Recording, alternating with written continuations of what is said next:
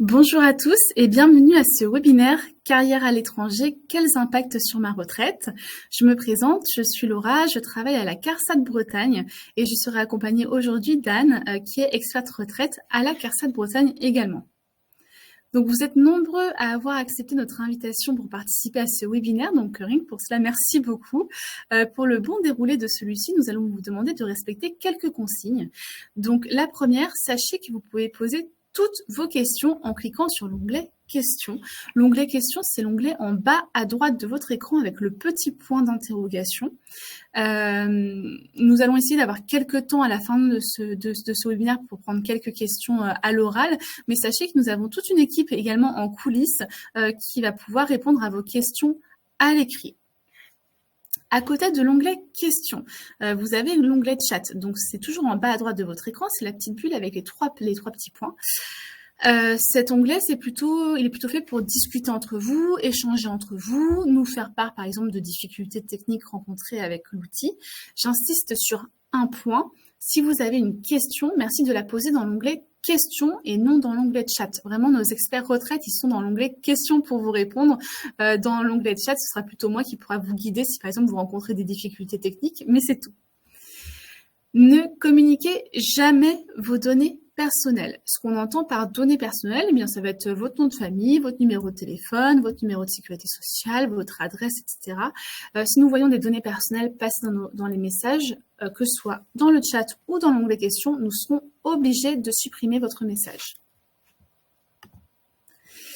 Vous allez voir que cette conférence dure 45 minutes. Nous allons aborder beaucoup de sujets liés à la retraite et plus spécifiquement aux carrières à l'étranger. Donc nous vous conseillons d'attendre un petit peu, voir comment se déroule cette conférence pour poser votre question parce que il se pourrait que votre question trouve sa réponse au fur et à mesure du webinaire. Information très importante, donc je vous disais, c'est un webinaire qui dure à peu près 45 minutes, il y a beaucoup d'informations. Si vous n'avez pas le temps de prendre des notes ou si vous voulez revisionner le webinaire, il n'y a pas de problème, vous recevrez le replay de celui-ci par email à la fin de la conférence. Et vous pouvez dès à présent télécharger le support qui vous est présenté en cliquant toujours en bas à droite de votre écran sur l'onglet App. Partage de fichiers, et là, le support vous est mis à disposition, vous pouvez déjà le télécharger. C'est tout pour moi. Je vais laisser donc la parole à Anne et je vous retrouve à la fin de cette conférence. Bon webinaire! Bonjour à toutes et à tous, donc bienvenue à ce webinaire.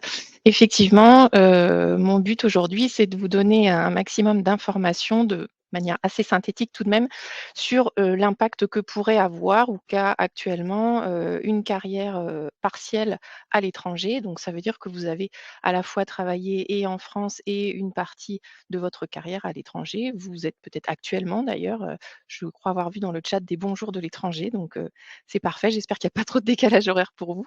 Et on va essayer d'aborder les sujets principaux pour que vous compreniez mieux quelle est l'incidence de cette activité à l'étranger sur votre future retraite. Vous voyez à l'écran donc les différentes thématiques qu'on va aborder, on les a réparties en 10 points.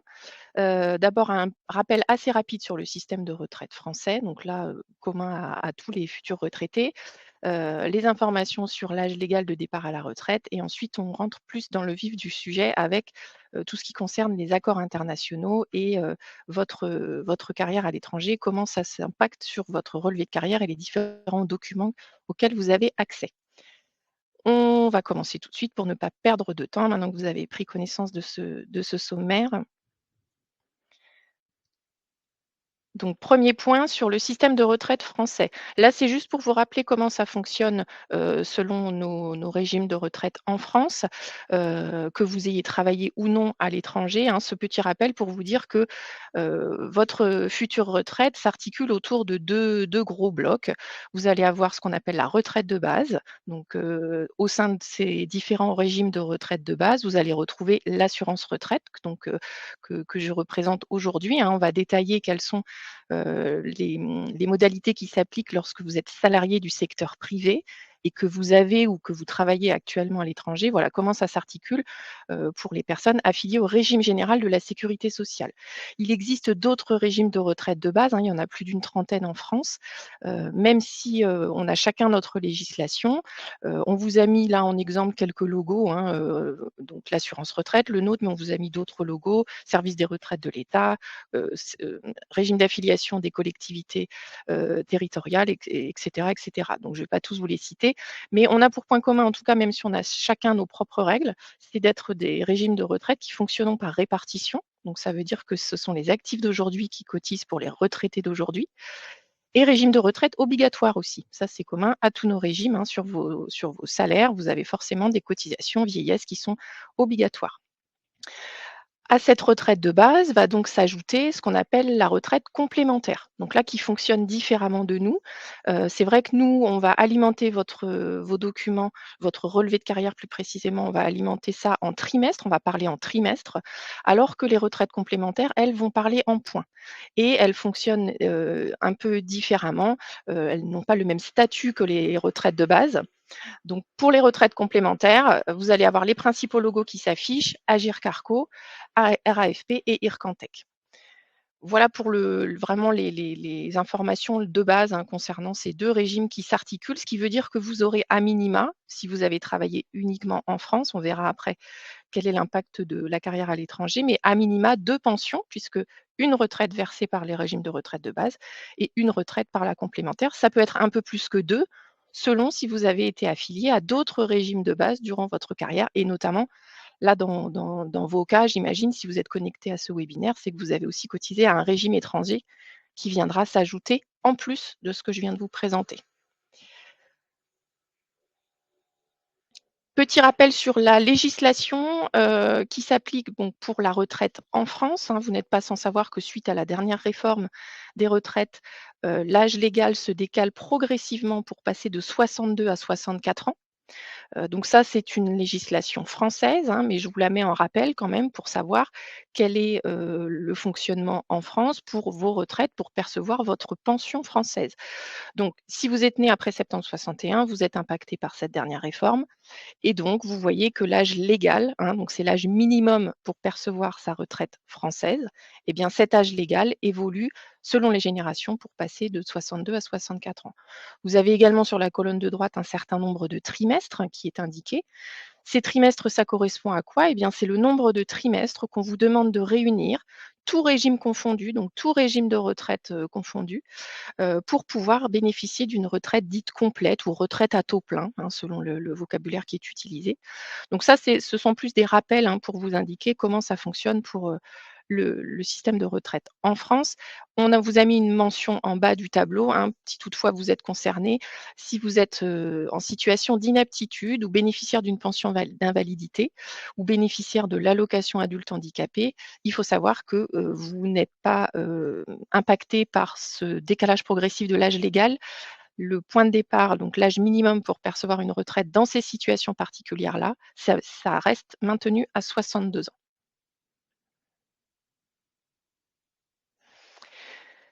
Quand je vous disais précédemment qu'il fallait un certain nombre de trimestres pour bénéficier d'une retraite dite entière ou d'une retraite calculée à taux plein, eh bien, ce taux plein, c'est quoi, hein? On vous a remis les différentes situations qui permettent de bénéficier d'un taux plein.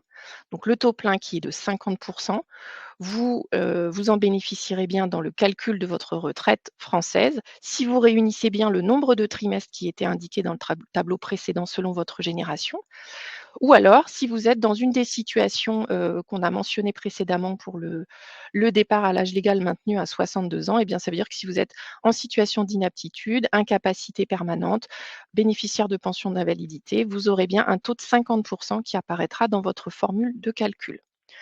Dernière situation qui permet d'avoir un calcul de sa retraite à taux plein, eh bien, c'est d'attendre 67 ans pour demander sa retraite. Et dans ces cas-là, vous avez ce qu'on appelle l'âge du taux plein automatique, qui fait que quel que soit votre nombre de trimestres, on aura bien le taux de 50 qui s'appliquera dans la formule de calcul de la retraite. Je reviendrai tout à l'heure sur cette fameuse formule de calcul, hein, mais là, c'est vraiment pour vous revenir sur les éléments de base de la retraite en France, comment elle est calculée et ensuite les particularités qui s'y appliqueront lorsque vous avez une carrière partiel à l'étranger. Si vous décidez de demander votre retraite à l'âge légal et que vous n'avez pas ce taux plein de 50%, c'est tout à fait possible. Ça veut dire que vous aurez une retraite qui sera calculée avec une décote, avec un taux qu'on appelle minoré.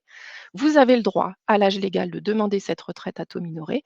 Par contre, cette décote, elle sera définitive. Il n'y aura pas de réévaluation plus tard, même à 67 ans, hein, on n'aura pas de revalorisation de votre retraite, de recalcul pour la mise en application du taux plein.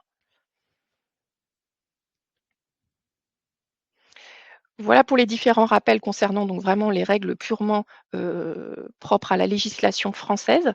Maintenant, on va pouvoir aborder donc ce qui concerne vraiment la mise en place des accords internationaux. C'est-à-dire, si vous travaillez actuellement ou si vous avez travaillé durant votre carrière dans un autre pays que la France, eh bien, on va voir dans quel cas cette activité à l'étranger peut avoir un impact sur votre future retraite. Les fameuses conventions internationales donc qui existent et qui permettent de prendre en compte vos périodes d'activité à l'étranger, elles ont été mises en place dans quel but? Il faut savoir que la France a signé ces accords, donc accords internationaux de sécurité sociale, dans le but de vous garantir le maintien de vos droits sociaux lorsque vous décidez de partir travailler à l'étranger. Alors attention, il y a bel et bien un maintien de ces droits sociaux lorsqu'il y a un accord entre les États entre l'État dans lequel vous avez travaillé hors France et donc la France.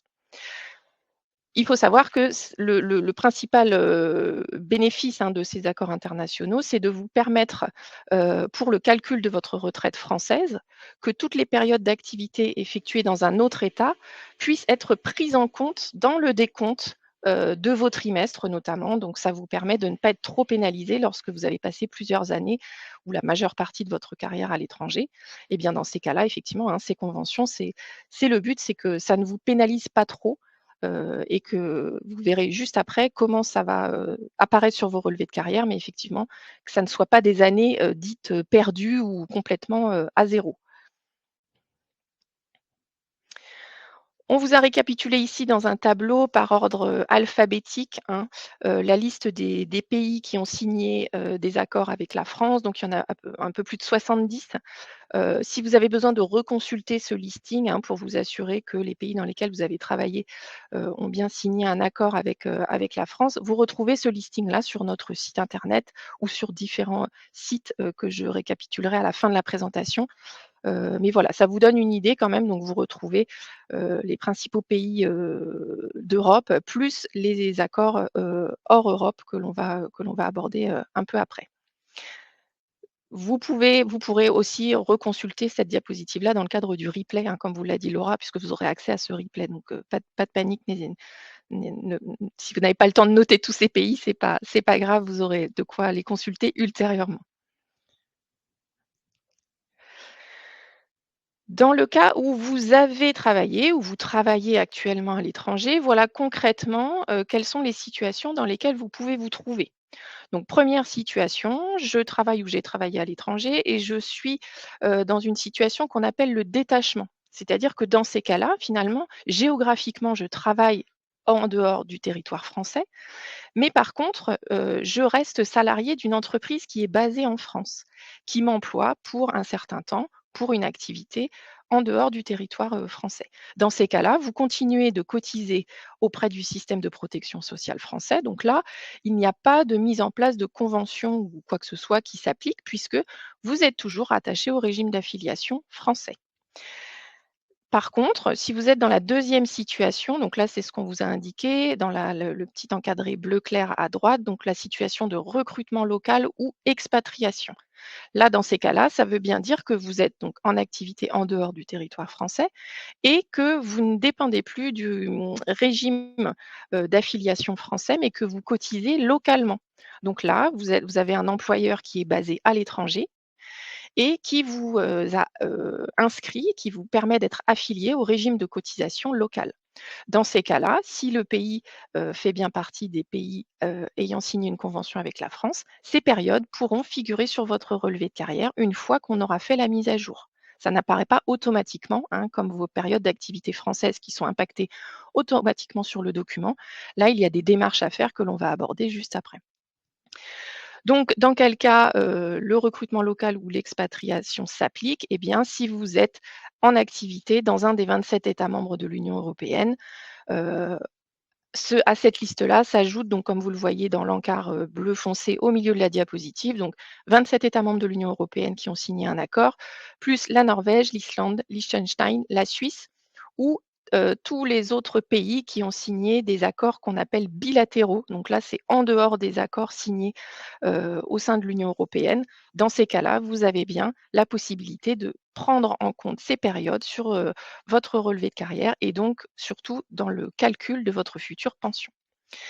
Si vous avez, été expatrié, mais que vous avez été, en activité dans un pays qui n'a pas signé de convention avec la France, eh bien dans ces cas-là, ces périodes ne pourront pas être retenues dans le calcul de votre retraite. Sans accord entre l'État dans lequel vous avez travaillé et la France, pas de prise en compte possible de ces périodes sur votre relevé de carrière ou dans le calcul de votre retraite. Pour les périodes retenues, dans le cadre d'une activité à l'étranger, la règle, c'est la même que pour les activités effectuées en France. Vous ne pourrez pas avoir plus de 4 trimestres sur une même année civile. C'est-à-dire que si vous avez eu à la fois sur une même année une activité en France et à l'étranger, eh bien, il est tout à fait possible que, il y ait un cumul de validation entre le régime français et le régime étranger. Il faut savoir que si, par exemple, le régime français vous permet de valider 3 trimestres sur une année et que sur cette même année, le régime étranger nous indique qu'il y a également 3 trimestres à retenir, 3 et 3, ça fait 6. Eh bien, il faut savoir qu'on ne retiendra pas 6 trimestres sur cette même année civile. Cette règle-là, elle s'applique également, pour les carrières en France, hein. Là, c'est pas mais bon, je préfère vous préciser quand même qu'il n'y a pas de superposition des périodes France et étranger. Petit aparté, en bas de la diapositive, on vous parle de ce qu'on appelle, les périodes reconnues équivalentes. Donc là, c'est vraiment, une petite parenthèse qui est faite. Si toutefois vous êtes concerné, c'est un sujet qui peut être, expliqué de façon plus détaillée, auprès d'un conseiller. Mais là, on vous les mentionne rapidement juste pour vous indiquer que pour une activité salariée qui a été effectuée à l'étranger avant le 1er avril 83, et pour laquelle il n'y a pas forcément, eu de prise en compte par un régime étranger ou du moins sur un relevé de carrière officiel étranger. Il faut savoir que sur, la base d'un document qu'on appelle la déclaration sur l'honneur d'activité à l'étranger, ces périodes pourront peut-être, sous certaines conditions, être retenues sous la forme de périodes équivalentes. D'accord? Donc ces périodes équivalentes, elles ont la particularité de pouvoir, alimenter, si vous voulez, votre nombre de trimestres, de façon à ce que pour déterminer le taux de calcul de votre retraite, on puisse, retenir, ces périodes. Je ne rentre pas plus dans le détail pour ces fameuses périodes équivalentes. Vous allez comprendre après que de toute façon, si toutefois vous êtes concerné, le document qu'on vous demande de remplir vous permet de signaler ces fameuses périodes uniquement avant avril 83.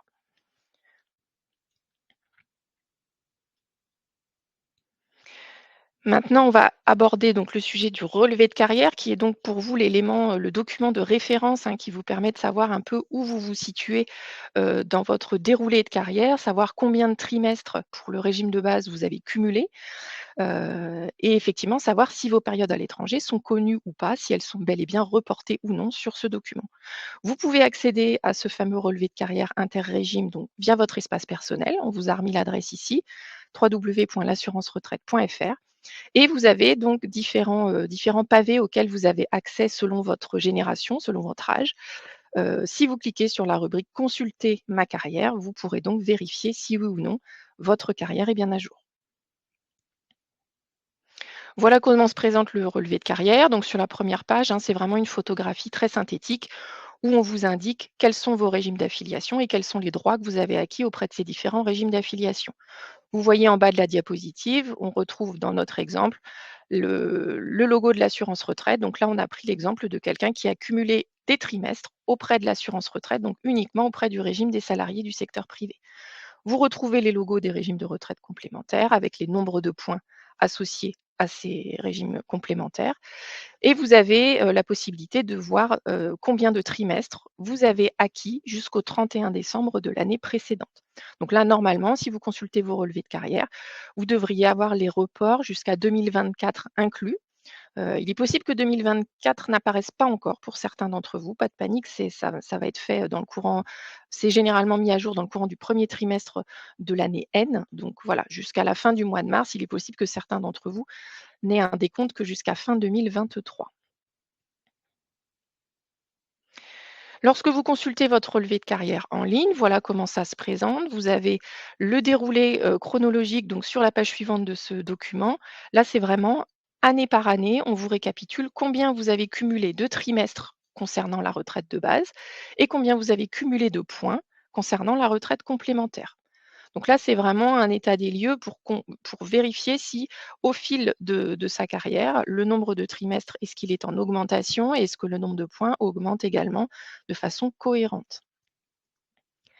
Sur la page suivante du relevé de carrière, vous voyez que là, on vous indique de façon encore plus détaillée vos périodes d'activité avec le nom de vos employeurs donc, qui sont connus auprès de nos services et le salaire brut soumis à cotisation vieillesse. Donc là, toujours en euros, hein, qui est converti en euros. Alors parfois, vous pouvez avoir en début de carrière encore des salaires en francs, mais lorsque vous consultez votre relevé de carrière synthétique, on vous a tout converti en euros. Voilà. Donc là, ça vous aide à vous remémorer vos différents employeurs et savoir si oui ou non votre carrière est bien à jour. Là, pour l'instant, on est vraiment bon, dans l'exemple, hein, on ne mentionne même pas de période à l'étranger. Là, c'est vraiment la lecture du relevé de carrière de façon très basique. On vous a mis là, des exemples successifs pour que vous compreniez comment va apparaître une période d'activité à l'étranger pour laquelle on a effectué les démarches et pour laquelle on a eu les réponses de la part du régime étranger. Comment on va les faire apparaître sur votre relevé de carrière? Donc là, exemple basique, avec une carrière en France uniquement et c'est la vision que vous avez lorsque vous utilisez les services en ligne, d'accord? Donc là, vraiment, ça ressemble à ce qu'on a vu juste avant dans la diapositive, le déroulé chronologique, le nombre de trimestres, le régime d'affiliation français uniquement et côté complémentaire. Lorsque vous avez travaillé à l'étranger et que vous nous avez signalé cette situation, si nous avons pu effectuer les liaisons réglementaires avec le ou les pays concernés, une fois qu'on reçoit la réponse du pays concerné, on va ajouter à votre relevé de carrière les validations qui nous ont été transmises par le pays en question. Là, dans notre exemple, alors vous voyez que la présentation est un peu différente parce que là, c'est la version que vous pouvez recevoir par courrier, puisque j'en profite pour vous dire que malheureusement sur l'espace personnel, il y a une anomalie, hein, qui est bien connue de nos services et qui va être à résoudre au plus vite pour que vos carrières à l'étranger apparaissent bien sur votre espace personnel. Ce n'est pas toujours le cas malheureusement. C'est pour ça qu'on vous envoie cette version courrier imprimable sur laquelle vous voyez là par exemple on a ajouté des périodes d'activité en Algérie. Donc vous voyez que la période en Algérie apparaît avec la mention activité Algérie. Vous avez un nombre de trimestres en face qui est associé en fonction de ce que l'Algérie nous a transmis comme information. Et dans la colonne revenus en euros, eh bien, vous n'avez rien, c'est normal puisque les salaires que vous avez perçus dans notre exemple en Algérie ne sont pas rapatriés en France et n'apparaissent pas sur votre espace, sur votre relevé de carrière, de façon à ce que vous puissiez vérifier si ça correspond à ce que vous avez déclaré et à ce que l'Algérie nous a transmis. Mais pas d'inquiétude sur le montant, hein, on ne fait pas apparaître les salaires perçus à l'étranger, c'est uniquement des trimestres. Sur l'exemple suivant, même principe, hein, sauf que là, on a choisi un pays en Europe, donc la Norvège, avec validation par la Norvège de trimestres. Donc vous voyez toujours les périodes d'activité en France apparaissent sous la mention activité régime général avec des trimestres et des salaires. Pour la période d'activité à l'étranger, donc là, la Norvège, on va avoir la mention activité Norvège avec des trimestres et pas de salaire. Vous retrouvez sur notre exemple, dans l'année 2016 par exemple, un cumul, c'est ce à quoi je faisais référence précédemment, hein, la notion de cumul de trimestres entre France et activité à l'étranger. On ne retiendra que 4 trimestres sur cette année-là, même si visiblement, dans notre exemple en 2016, on a des salaires en France qui permettent de valider 4 trimestres français et la Norvège qui valide aussi sur cette même année 4 trimestres. On ne va pas retenir 8 trimestres, hein, on n'en retient que 4.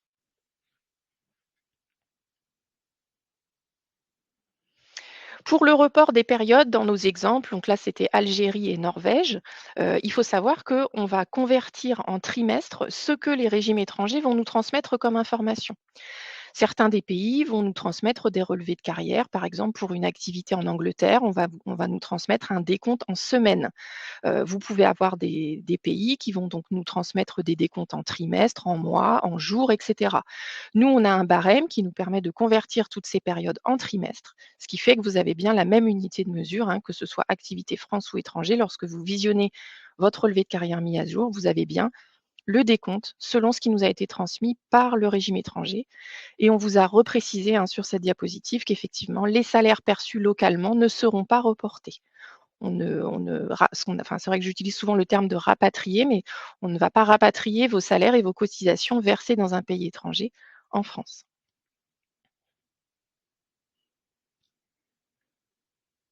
Vous pouvez, durant votre carrière à l'étranger, avoir cotisé à ce qu'on appelle d'autres régimes spécifiques, et en l'occurrence, le plus connu, c'est ce qu'on appelle donc la CFE, la Caisse des Français à l'étranger. Vous allez avoir auprès de la Caisse des Français à l'étranger un barème, hein, une adhésion qui vous permet de cotiser tout en étant à l'étranger, pour être couvert pour le risque, vieillesse ou invalidité, ou différents systèmes de couverture. C'est vous qui choisissez de souscrire ce contrat à la CFE. L'avantage de ce qu'on appelle l'assurance volontaire, hein, dans ces cas-là, c'est qu'effectivement, là, vous allez avoir, pour ces années-là passées à l'étranger, vous aurez bien un montant de salaire qui apparaîtra sur votre relevé de carrière, puisque vous avez bien des cotisations versées auprès de la CFE qui vous permettront d'avoir un salaire annuel qui pourra peut-être être pris en compte dans le calcul de votre future pension. Donc là, effectivement, là, le cotisation assurance volontaire, vous avez une activité en France, enfin la mention activité régime général qui apparaît comme si vous aviez cotisé en France, en fait. Vous pouvez, ceci dit, avoir cotisé à la CFE, mais avoir cotisé aussi localement, ce qu'on appelle une double cotisation. Ça ne vous dispense pas des cotisations retraite obligatoires du pays dans lequel vous travaillez. Pour plus d'informations, on vous a remis le site internet, donc www.cfe.fr. Autre régime spécifique que je voulais aborder, donc le régime des travailleurs indépendants. Si vous avez le statut de travailleur indépendant en France et que vous avez travaillé à l'étranger, eh bien, il faut savoir que le régime des travailleurs indépendants n'a pas forcément signé les mêmes accords que le régime des salariés. Donc là, voilà, on vous a remis le récapitulatif, hein. Il y aura bel et bien mise en application des accords de convention internationale si vous êtes travailleur indépendant. C'est valable si vous avez travaillé dans les pays d'Europe et dans les pays qui s'affichent pour les accords bilatéraux. Vous voyez que la liste est beaucoup moins longue en tant que travailleur indépendant. Il n'y aura pas forcément d'accord applicable, pas autant que pour les salariés. Donc voilà la liste qui s'affiche sur cette diapositive. Si vous avez besoin de reconsulter cette liste, elle est disponible en ligne également. Vous vous êtes peut-être posé des questions aussi suite au Brexit. Donc là, situation particulière, il faut savoir que ça ne vous pénalise pas suite au Brexit pour le calcul de votre retraite si vous avez travaillé au Royaume-Uni.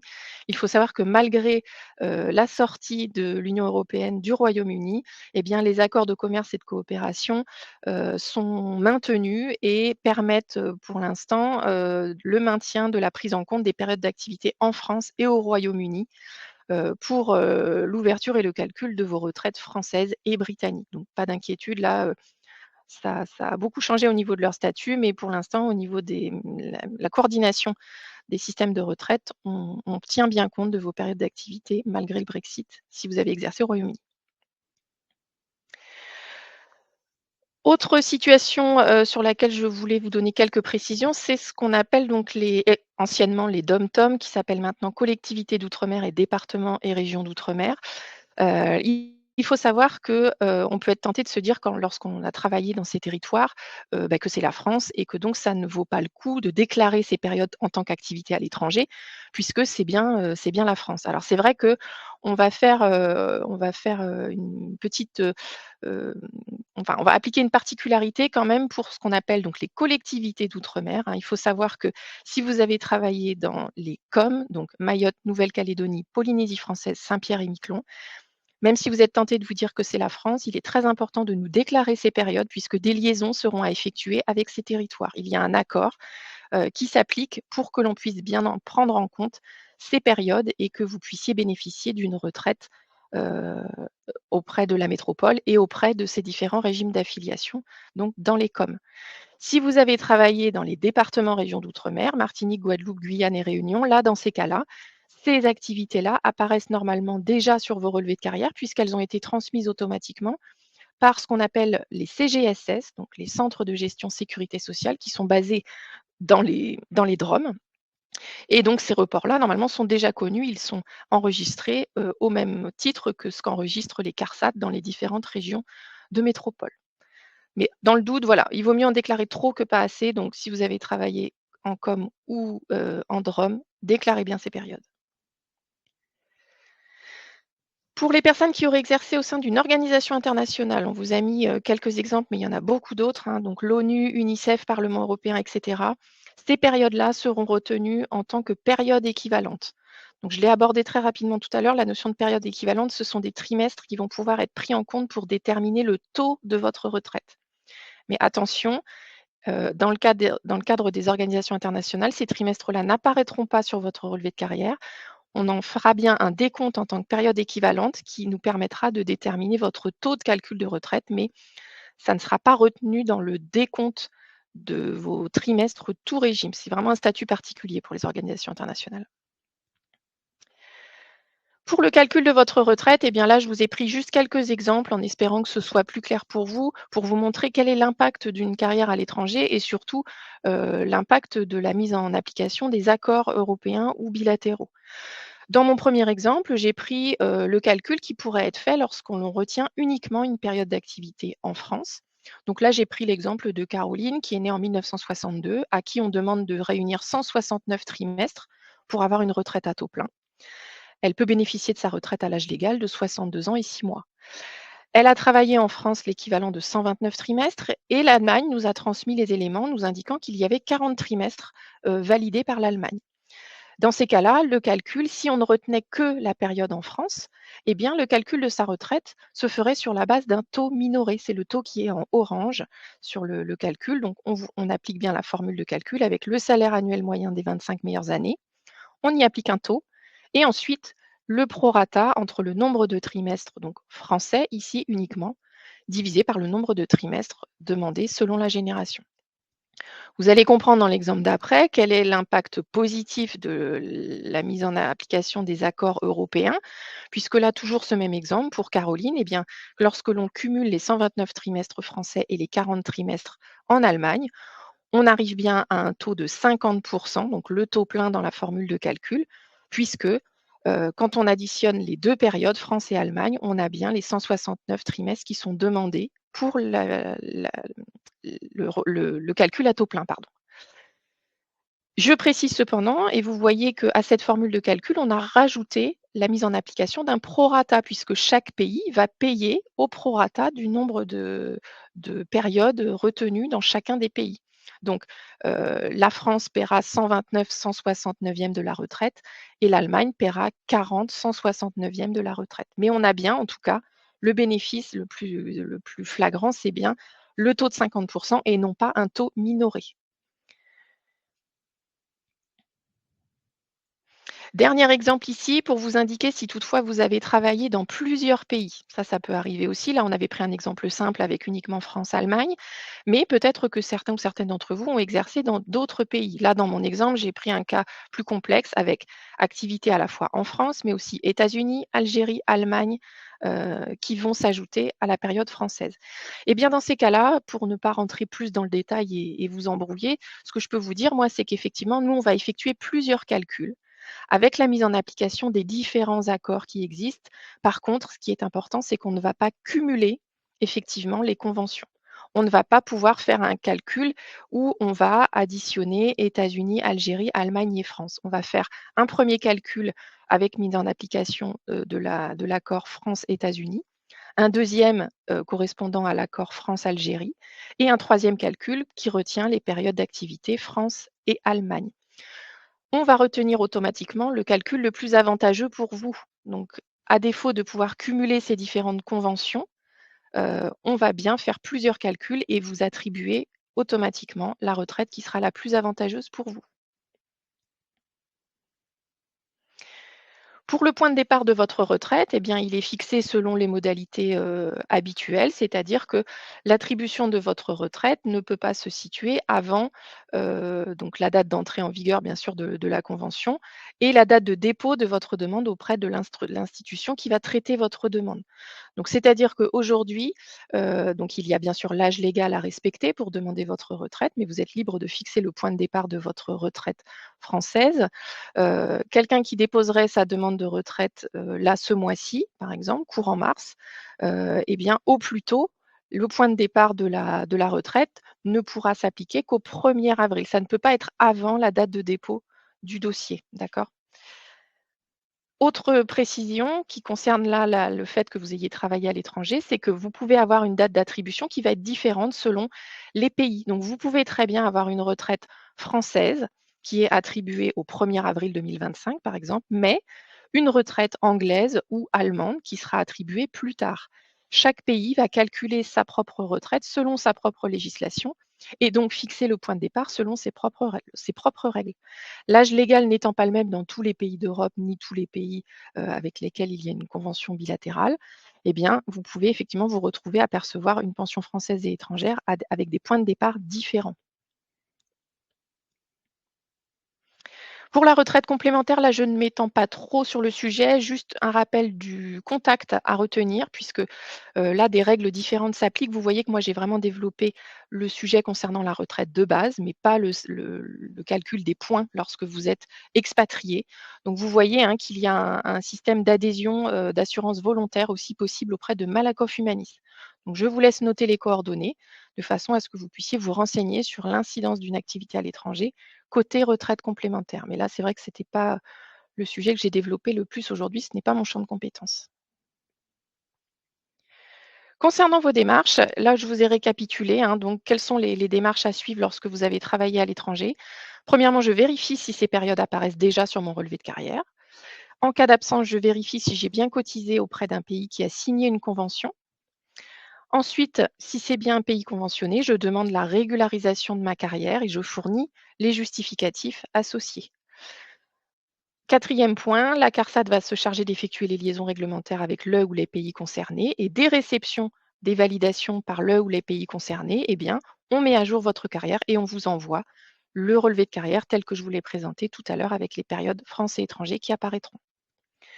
Quand je vous parlais de justificatifs à fournir, voilà un exemple des documents que l'on va vous demander de fournir pour que l'on puisse effectuer ces fameuses liaisons réglementaires. Là, vous avez l'exemple de la déclaration sur l'honneur d'activité à l'étranger, sur laquelle on vous demande de préciser les dates, le pays, éventuellement l'entreprise avec toutes les coordonnées dans laquelle vous avez travaillé, et surtout votre numéro d'immatriculation, donc de cotisant local. On va se servir de ce numéro-là pour pouvoir vous identifier plus facilement auprès des régimes étrangers. Pardon, je suis déjà passée à la diapo suivante. Nous indiquer si vous avez bien cotisé localement. Si vous n'avez pas cotisé localement, la démarche s'arrête ici, bien sûr. En plus de cette déclaration sur l'honneur, eh bien, on va vous demander de nous fournir quelques justificatifs. Alors, n'envoyez pas tous vos bulletins de salaire si vous avez travaillé plusieurs années à l'étranger. Comme je vous le disais tout à l'heure, on n'enregistrera pas le montant de vos salaires perçus à l'étranger sur votre relevé de carrière. Fournissez un ou deux bulletins de salaire sur lesquels figure votre numéro de cotisant, éventuellement la copie du contrat de travail euh, auprès de l'entreprise chez qui vous avez travaillé. Mais voilà, ne vous embêtez pas à photocopier tous vos bulletins de salaire, ça ne nous sera pas forcément utile. Pour la demande de retraite à l'international, enfin en France et à l'international, donc je dois déposer ma demande de retraite auprès de mon lieu de résidence. C'est-à-dire que pour certains d'entre vous, si vous souhaitez aujourd'hui percevoir votre retraite française, mais que vous résidez à l'étranger, eh bien, vous devrez vous adresser à l'organisme de retraite du pays de résidence qui se mettra en contact avec la CARSAT pour pouvoir faire valoir votre droit à retraite personnelle. Si vous résidez dans un pays qui n'a pas signé de convention avec la France, dans ces cas-là, il faut bien envoyer un formulaire de demande de retraite français auprès de la CARSAT. Pour les délais de traitement de vos dossiers, donc en termes de régularisation de carrière, vous pouvez demander votre régularisation de carrière auprès de la CARSAT de Bretagne, pardon. Je précise que vous pourrez demander cette régularisation de carrière. Actuellement, on a fixé un critère d'âge, c'est-à-dire que vous ne pourrez bénéficier de cette régularisation de carrière à partir de vos 59 ans. Si vous le faites trop tôt, vous recevrez un courrier de dissuasion. Pour ce qui est de la demande de retraite personnelle, vous devez déposer votre retraite personnelle 5 mois avant le point de départ de votre retraite. Et même si vos périodes à l'étranger n'apparaissent pas sur votre relevé de carrière pour une raison ou pour une autre, vous ne devez pas décaler pour autant vos démarches pour percevoir votre retraite. Sinon, ça décalera d'autant le point de départ. Donc, pas d'inquiétude, vous avez travaillé à l'étranger et en France. Si vos périodes à l'étranger n'apparaissent pas, ne décalez pas pour autant vos démarches pour bénéficier de votre retraite. En termes de paiement, comment ça se traduit? Eh bien, nous, CARSAT régime de base, nous payons mensuellement, nous payons à terme échu et ça apparaît sur vos relevés de carrière le 9 du mois. Donc quelqu'un qui est retraité à compter du 1er avril 2025, par exemple, aura son premier versement de la CARSAT le 9 mai 2025. Côté complémentaire, eux, c'est un petit peu différent. Ils payent mensuellement, mais ils payent en début de mois. Donc, il y a un décalage entre nos 2 paiements et surtout, là, vous allez avoir, si vous avez travaillé à l'étranger et que vous pouvez bénéficier d'une retraite étrangère, et bien dans ces cas-là, vous aurez une 3e retraite, donc un 3e paiement qui sera effectué par le pays concerné, selon les modalités de paiement du pays en question. Pour terminer, un récapitulatif donc de nos différents services en ligne. Alors, vous pouvez accéder à nos services en ligne avec l'outil France Connect, hein, qui permet de sécuriser vos connexions.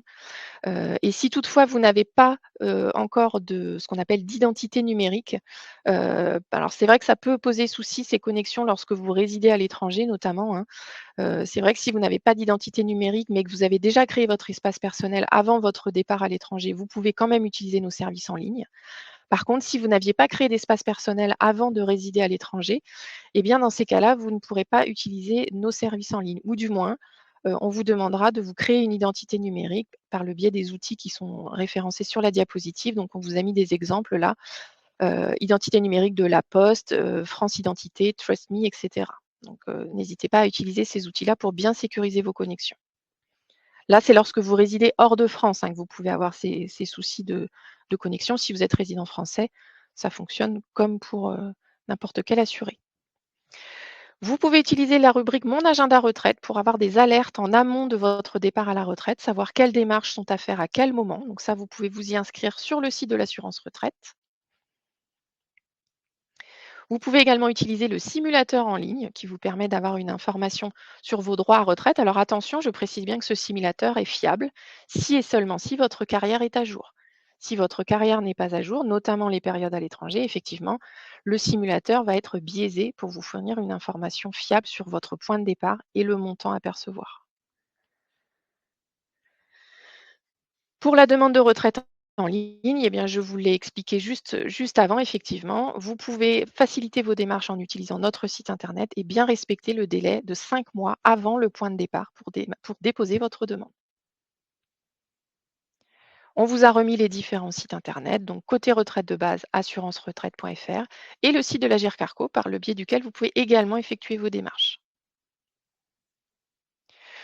Je vous ai sélectionné ici une rubrique qui peut vous intéresser si vous avez travaillé à l'étranger. Vous voyez sur l'exemple, là, je vous ai mis surligné en jaune la rubrique qui peut vous éclairer sur le sujet des carrières à l'étranger. Donc, quand vous vous connectez sur le site de l'assurance retraite, si vous sélectionnez la rubrique Je suis actif, vous avez ici une information qui est disponible pour vous lorsque vous partez vivre à l'étranger ou que vous avez vécu à l'étranger. Donc ça peut vous être utile pour retrouver certaines des informations que je vous ai présentées aujourd'hui.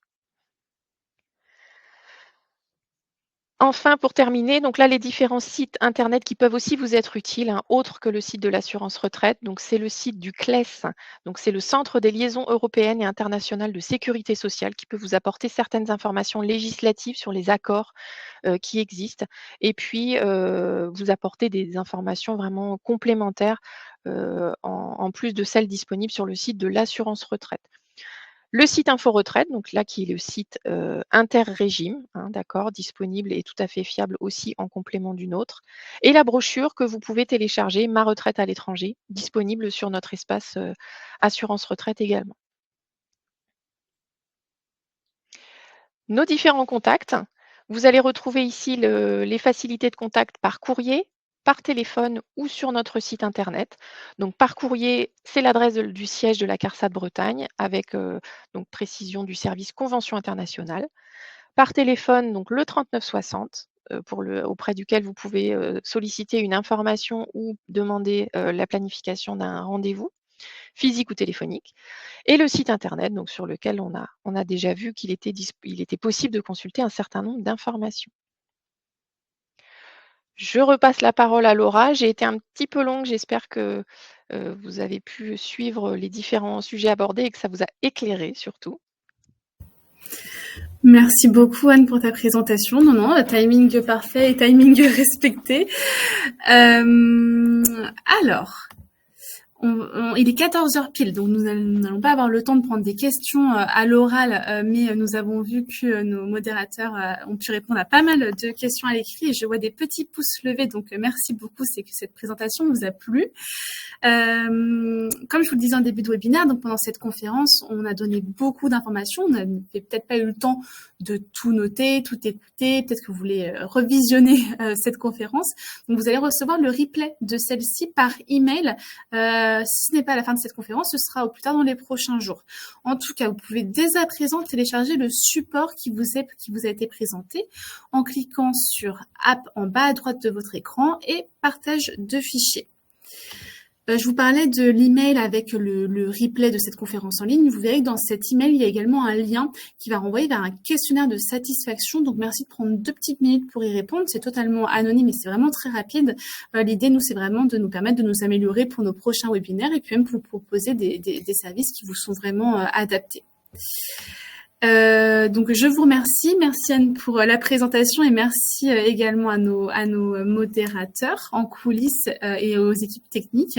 Je vous souhaite à tous une très bonne journée et encore merci d'avoir participé à ce webinaire. Au revoir.